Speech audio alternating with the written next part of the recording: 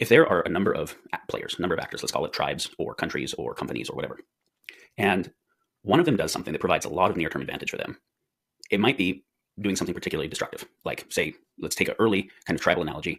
Rather than only taking what they need from nature, they're starting to cut down a lot more timber to be able to create surplus. And you have a scenario where they can then use that surplus in different ways to be able to win a tribal warfare. So now you take the other tribes. If they don't do the same thing, it doesn't protect the forest because the other guy's going to cut down the forest anyways. And if they don't do the same thing, they might not even be able to protect their people.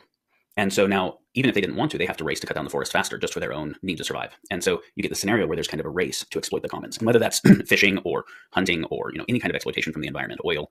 So you have a situation called the tragedy of the commons, which is a kind of social trap, is one of the terms, or multipolar trap, where the net scenario of what everyone is racing to do makes the worst possible world for everyone, but nobody can stop it, because if anyone stops, it's so much worse for them in the short term, and they can't assure that the other guy's not going to do it. And so the idea that because they are doing it, we have to, you end up having a world that nobody wants, but nobody feels they can choose otherwise. And this